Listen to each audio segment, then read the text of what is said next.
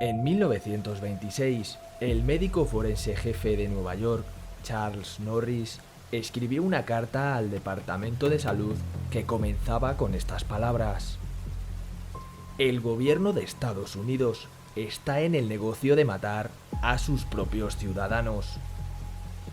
No era una metáfora, no era retórica política, era una acusación forense basada en autopsias, en cuerpos, en muertes documentadas.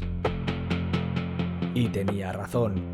Lo que Charles Norris había descubierto era que el gobierno de los Estados Unidos había tomado una decisión deliberada: envenenar el alcohol industrial con sustancias letales para disuadir a los ciudadanos de beberlo durante la prohibición. La lógica era simple. El alcohol industrial era legalmente accesible para usos manufactureros. Las mafias lo robaban y lo redistribuían como alcohol de consumo. Si ese alcohol era tóxico, nadie querría beberlo.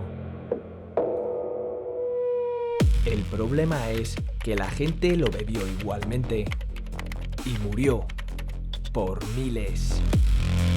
La 18ª enmienda entró en vigor el 17 de enero de 1920. La producción, venta y transporte de alcohol quedaban prohibidos en todo el territorio de los Estados Unidos. Lo que sus promotores no anticiparon o eligieron ignorar es que prohibir algo que millones de personas consumen no elimina el consumo, crea un mercado negro. Las mafias tomaron el control del suministro de alcohol en las grandes ciudades americanas en cuestión de meses. Speakeasies, bares clandestinos, proliferaron por todo el país. Se estima que en Nueva York había más de 30.000 en 1925. El gobierno federal sabía que el alcohol industrial era la principal fuente de materia prima para el alcohol ilegal. Era etanol puro, accesible legalmente para fábricas y laboratorios. Las mafias lo robaban, lo destilaban y lo vendían. En 1906, el gobierno ya había exigido que el alcohol industrial se desnaturalizara. Se le añadían sustancias desagradables para hacerlo imbebible. Pero las mafias habían aprendido a redestilarlo y eliminar esos aditivos. En 1926, el Prohibition Bureau tomó una decisión diferente. Una decisión que no fue debatida públicamente. Una decisión que fue aprobada en despachos y ejecutada en silencio.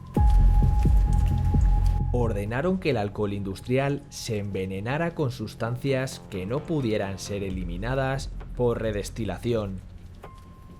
La fórmula de envenenamiento fue diseñada por químicos del gobierno.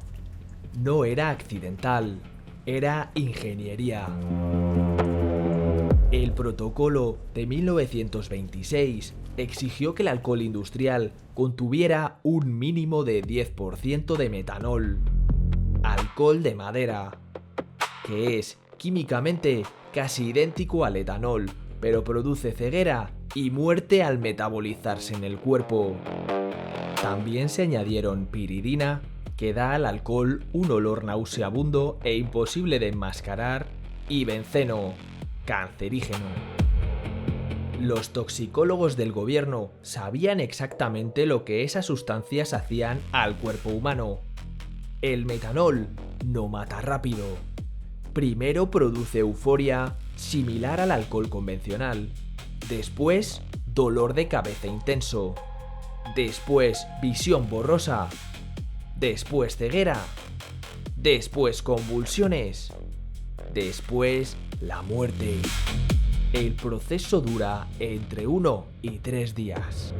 Charles Norris, el médico forense de Nueva York, y su socio toxicólogo Alexander Gettler documentaron cada etapa en sus autopsias. Sabían exactamente cómo había muerto cada víctima y sabían de dónde venía el veneno. Cuando Norris presentó sus hallazgos al gobierno federal, la respuesta fue la que ya conocemos de otros episodios de este canal. negación y continuidad del programa. Un funcionario del Prohibition Bureau declaró públicamente que los borrachos que mueren por alcohol envenenado son sus propios verdugos. El gobierno no tiene responsabilidad sobre las decisiones de quienes violan la ley. La lógica era esta: si no deberías estar bebiendo alcohol y bebiste alcohol envenenado y moriste, es culpa tuya. El Estado se lava las manos. Poncio Pilato también se lavaba las manos. Las víctimas no eran criminales, eran trabajadores. Eran inmigrantes recién llegados que no entendían bien la ley americana. Eran personas que habían bebido toda su vida y no entendían por qué de repente el alcohol mataba. La Nochevieja de 1926 fue especialmente mortal. Solo en Nueva York, los hospitales registraron más de 400 personas ingresadas con síntomas de envenenamiento por alcohol en las primeras horas del Año Nuevo. 60 murieron antes del amanecer. Bellevue Hospital, el mayor hospital público de Nueva York, habilitó salas de emergencia especiales para lo que el personal llamaba intoxicaciones de prohibición. Las víctimas llegaban en oleadas los fines de semana y los días festivos. Entre las víctimas documentadas por Norris y Gettler había un albañil italiano de 42 años que murió después de 3 días de agonía mientras su mujer y sus 4 hijos esperaban en el pasillo del hospital. Había una cocinera polaca de 28 años que quedó ciega de ambos ojos y sobrevivió, pero no volvió a ver nunca. Había un veterano de la Primera Guerra Mundial que había sobrevivido a los gases en las trincheras francesas y murió envenenado por el gobierno de su propio país en un bar de Brooklyn.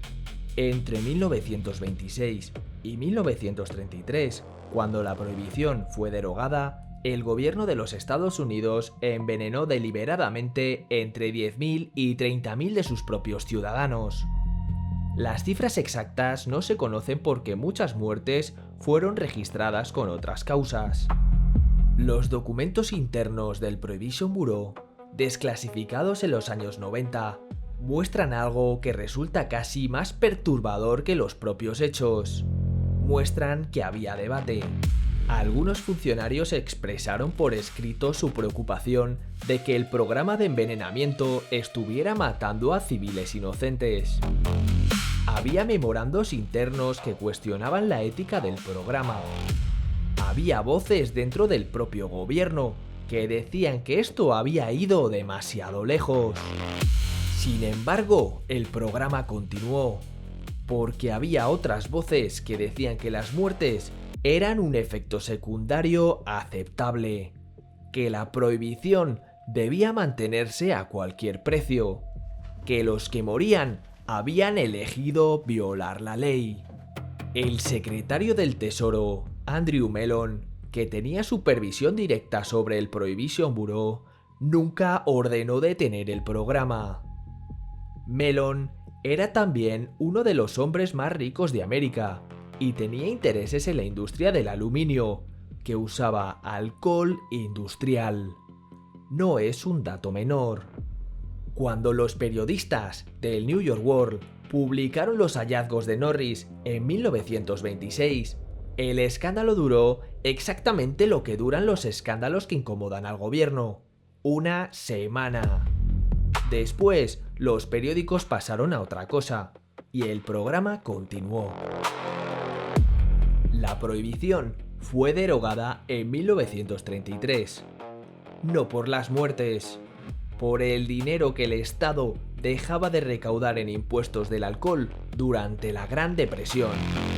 Llevamos 4 episodios, 4 historias distintas, 4 países distintos, 4 décadas distintas y el mismo patrón. El Estado decide que un objetivo, control mental, supremacía biológica, pureza racial, cumplimiento de la ley, justifica daños colaterales sobre su propia población. Los daños se documentaron internamente. Las voces disidentes son acalladas o ignoradas. La información pública se suprime o se distorsiona. Y cuando el programa termina, si termina, no hay rendición de cuentas proporcional al daño causado. MK Ultra. Algunos funcionarios de la CIA testificaron ante el Congreso. Nadie fue a prisión. Unidad 731. Inmunidad total a cambio de datos. Nadie fue juzgado. Lebensborn. Penas mínimas en Nuremberg. Los principales responsables vivieron libres. El envenenamiento de la prohibición. Nadie fue procesado. Nunca. Ni un solo funcionario. Y la pregunta que nos queda, después de 4 episodios, es siempre la misma. ¿Cuántos programas como estos están ocurriendo ahora mismo? Con sus memorandos internos, con sus voces disidentes silenciadas, con sus víctimas que todavía no saben que son víctimas. La prohibición terminó en 1933. El programa de envenenamiento terminó con ella. Los archivos que documentaban las decisiones internas del Prohibition Bureau fueron clasificados. Algunos siguen siéndolo. Charles Norris, el médico forense que se atrevió a decir en voz alta lo que el gobierno estaba haciendo, murió en 1935, 2 años después del fin de la prohibición. A tiempo de verla terminar. Sin tiempo de ver ninguna justicia. Su socio, el toxicólogo Alexander Gettler, siguió trabajando durante décadas y fundó la toxicología forense moderna en América. Sus métodos se siguen usando hoy. Su trabajo sobre el envenenamiento por metanol durante la prohibición es todavía texto de referencia en las facultades de medicina. Hay una ironía en todo eso. Los métodos que desarrollaron documentando los crímenes del gobierno son hoy el estándar con el que se investigan crímenes similares. La historia tiene ese tipo de humor. En el próximo episodio de Expediente 404, una base militar americana en Long Island, experimentos de telepatía, control mental y viajes en el tiempo. Sujetos que aparecieron años después sin memoria de lo ocurrido, y una instalación que fue sellada sin explicación oficial en 1983. El proyecto Montauk. Algunos de los que estuvieron allí siguen sin recordar por qué. Antes de que te vayas, quiero preguntarte algo rápido. La historia del envenenamiento durante la prohibición es una de las menos conocidas de todo lo que hemos contado en este canal, y es una de las pocas en las que el gobierno actuó directamente sobre su propia población, en su propio territorio, con nombre y apellidos en los expedientes. La pregunta es simple, ¿la conocías antes de ver este vídeo? Déjamelo en los comentarios, sí o no, y si la conocías, ¿dónde la conociste? Suscríbete a Expediente 404, activa la campanita y recuérdales que el Estado también envenena.